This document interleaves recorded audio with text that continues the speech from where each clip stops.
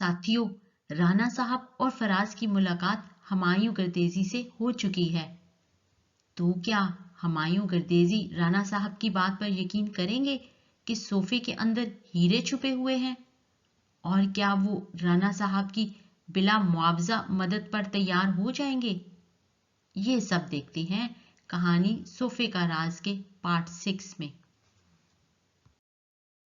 میرے دوست انسپکٹر اعجاز نے کچھ دیر قبل مجھے فون پر آپ کی مدد کی خصوصی تاکید کی ہے۔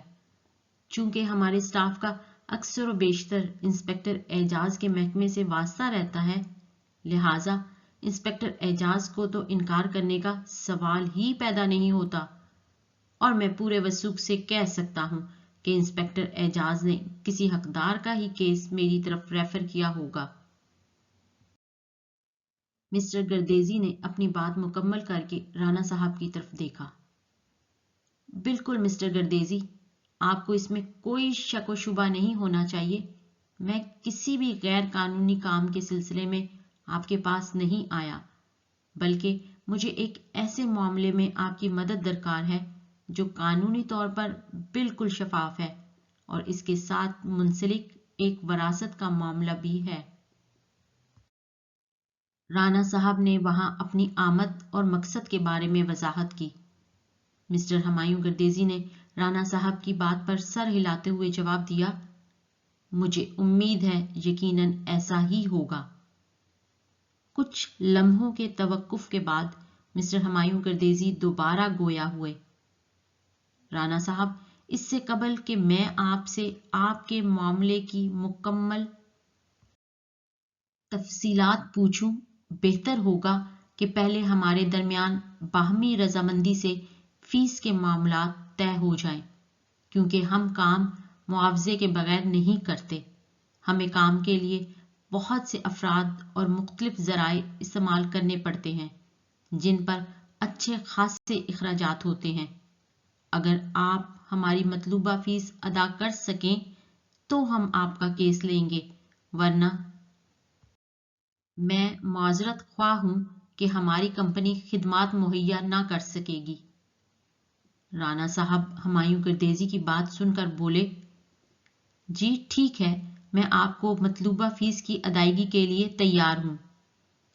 تھوڑی سی پس و پیش کے بعد رانا صاحب اور ہمایوں گردیزی کے درمیان فیس کے معاملات بخوشی طے پا گئے۔ فیس طے ہونے کے بعد ہمایوں گردیزی آہستہ مگر بارروب آواز میں بولے، رانا صاحب ایک اور ضروری بات سن لیں، ہمارے ہاں ہیرا پھیری کی گنجائش نہیں ہوتی۔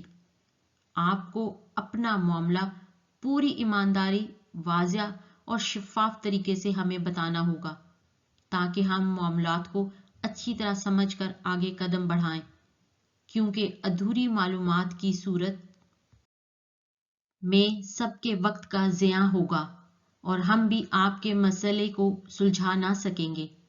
لہٰذا آپ ہم پر بھرپور اعتماد کریں اور ہم سے کچھ بھی چھپائے بغیر بلا جھجک مکمل حقائق بیان کیجیے۔ ہمیں آپ کا تعاون آپ ہی کے معاملے کو حل کرنے کے لیے درکار ہے۔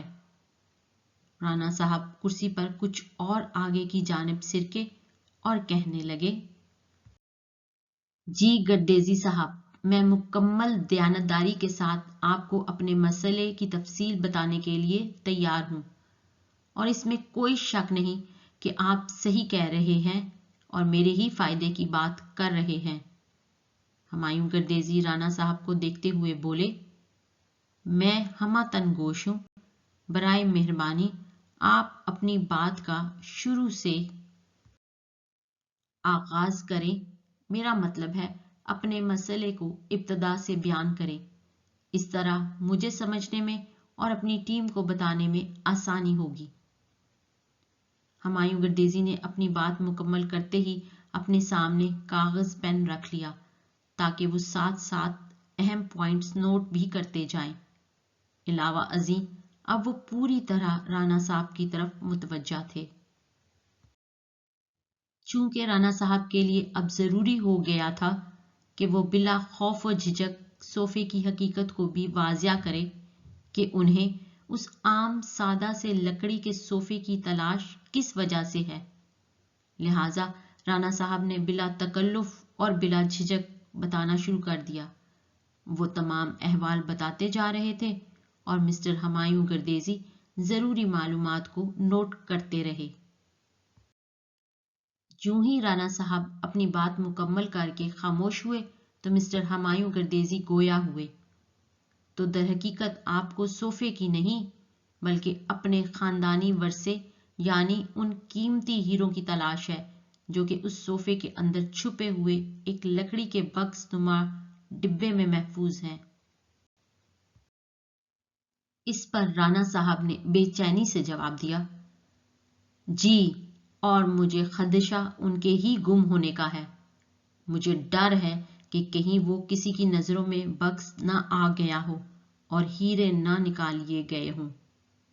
ہمایوں گردیزی رانا صاحب کو تسلی دیتے ہوئے بولے، رانا صاحب، بظاہر کہنے کو تو یہ کوئی پیچیدہ مسئلہ نہیں ہے، مگر اتنا آسان بھی نہیں لگ رہا۔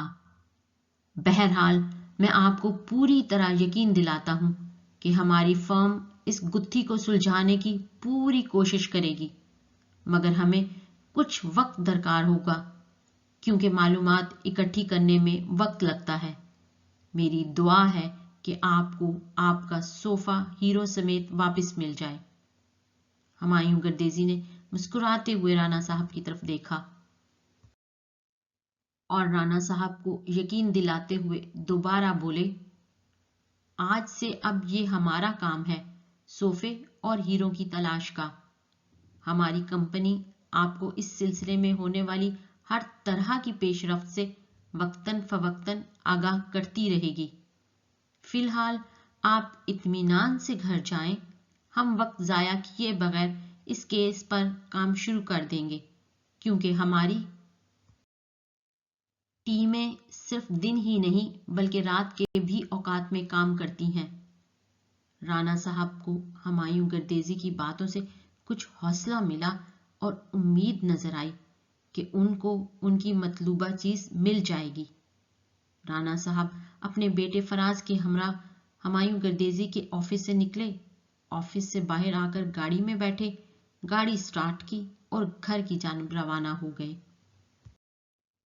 اگرچہ وہ اب بھی خاصے فکر مند تھے مگر ساتھ ہی ہمایوں گردیزی کی باتوں سے ان کے دل کو کچھ اطمینان سا ہونے لگا تھا کہ جہاں وہ بے بس و لاچار تھے وہاں کچھ اور مضبوط لوگوں نے ان کا کمزور ہاتھ تھام لیا تھا، جن کے ذرائع ایسے تھے کہ باریک بینی سے معلومات حاصل کر کے گمشدہ لوگوں اور گمشدہ اشیاء تک تیزی سے رسائی حاصل کر سکیں اور جلد انہیں بحفاظت ان کے اصل مالکان تک پہنچا دیں۔